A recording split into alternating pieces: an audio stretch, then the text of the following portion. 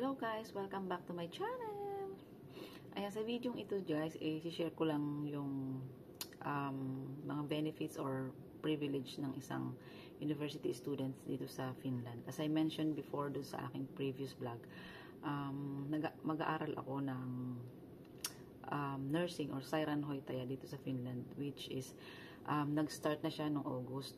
I applied last January, tapos nag-start siya ng August. So, it's already October at yung first semestral ay matatapos na this November to December. So, gusto ko lang i-share yung some of the benefits or privilege na nagagamit ko or natatanggap ko dito sa pag-aaral ko dito sa Finland. Actually guys, I'm still working as vakituinen. Vakituinen is permanent employee. Pero dahil nga full-time ako nag-study sa university, so nag-less ako ng workloads, naging from 100%, naging 60% na lang ngayon yung trabaho ko. It means na yung 100% ko na monthly rate ko is nabawasan din siya ng 40%. So halimbawa kung sumasahod ka ng 2,500, yun yung pinakang basic rate mo ng monthly. Magiging ano lang siya, mga 1.6, mga ganun. 1.6 around 1.5. So basta yung sa yung monthly basic salary, babawasin nila doon yung 40%. It depends sa'yo kung ilan yung ibabawas mo sa trabaho mo. Kung kaya mo ba mang mag full time, habang nag-full time kasi university, ikaw rin yung bahala. So on my part, kasi hindi ko kayang pagsabayin ng parehas ng full time kasi hindi ko naman alam yung setup ng university dito. Kaya minabuti kong magbawas ng oras. And yun na nga, pero permanent pa rin ako dito sa workplace ko. Ano ba yung benefits ko na natatanggap or nagagamit ko as student? First of all, dahil nga hindi pa naman ako permanent resident sa Finland, pero may right to study ako dahil dun sa residence type ko is letter A.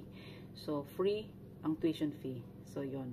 Isa yun sa mga pribilehiyo. Isa yun sa benefits na makapag-aral ka ng free. Free tuition fee. As in, wala talagang binayaran. Meron lang mandatory fee na about dun sa sa health insurance ng mga student. Dapat bayaran yun. Kasi magagamit mo rin naman yung kapag nagpapacheck up ka. And then, nag-apply ako ng housing student apartment. So, dahil full-time ako na nag-aaral sa university, pwede ako mag-apply doon. So, yung dito sa Helsinki, yung HOAS na tinatawag. So, nag-apply ako ng apartment at nag-grant naman siya. Kasama ko ang family ko doon sa apartment na yun.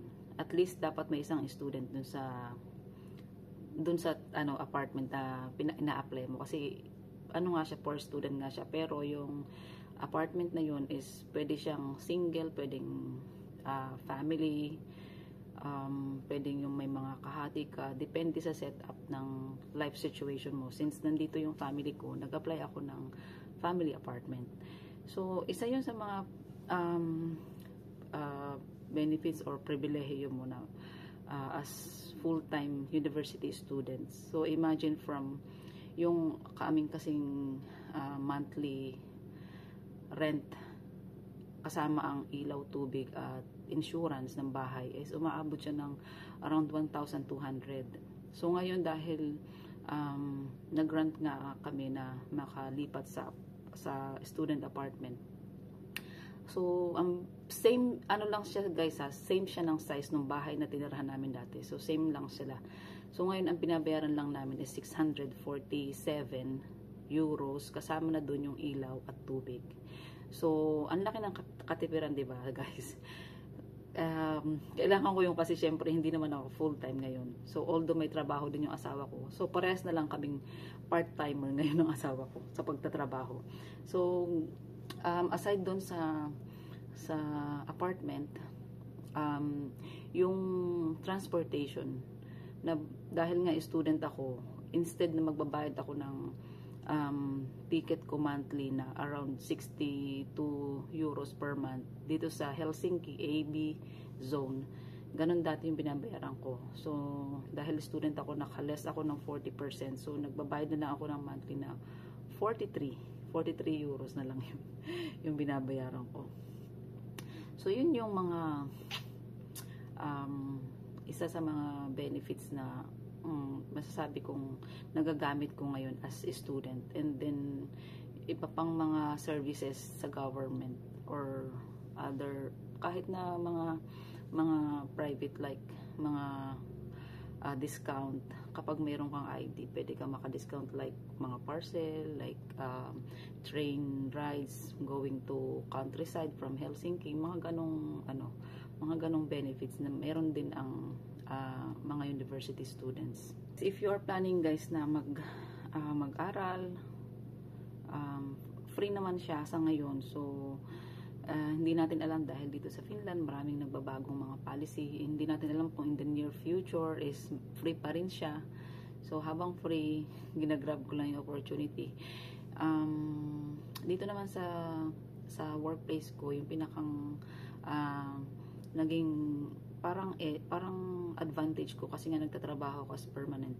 So yung mga pwede kong parang haryo itulo, pwede ko siyang on the job training gawin dito sa workplace ko, instead na hindi siya babayaran dahil nga nagtatrabaho ko dito. Bayad yung aking magiging haryo itulo, yung aking magiging on the job training na. Tapos kasi kung mag-training ka kasi sa ibang mga workplace like hospitals and other mga Terbos Asima, yung mga health center, hindi kasi siya bayad. Minsan umaabot siya ng 5 or 6 weeks. Pero hindi naman lahat ng haryo itilo ko ay mangyayari dito, kasi yun lang mga allowed dun sa inaaral ko. At ang karamihan ng OJT is talagang sa hospital. So yun lang yung medyo natatanggap ko dito sa workplace, na if ever na yung aking haryo itilo ay pwedeng gawin dito, so may bayad ako. Unlike sa iba na talagang hindi talaga siya bayad. Kapag nag-OJT ka dito, hindi talaga siya bayad. So umaabot siya ng 5 or 6 weeks per semestral yun. Ano pa ba yung ko dito sa trabaho ko? So dahil nga nagbawas ako ng trabaho, nabawasan din yung responsibility ko dito. So yung mga mga naka-charge sa akin na responsibility is hindi ko na ngayon ginagawa. Tapos yung dahil nga permanent ako dito, dapat meron din akong permanent na alaga or permanent na resident, na which is ikaw yung nag-update ng mga documents nila. So from 2 residents ngayon, isa na lang yung ina-update ko. So nabawasan yung mga workload ko dito sa trabaho mismo. Yun lang, guys. As of now, masasabi ko naman na yung kinikita ko dito ngayon, kahit half na lang siya, nakakasurvive pa rin, kasi nabawasan yung mga bills, nabawasan yung mga gastos.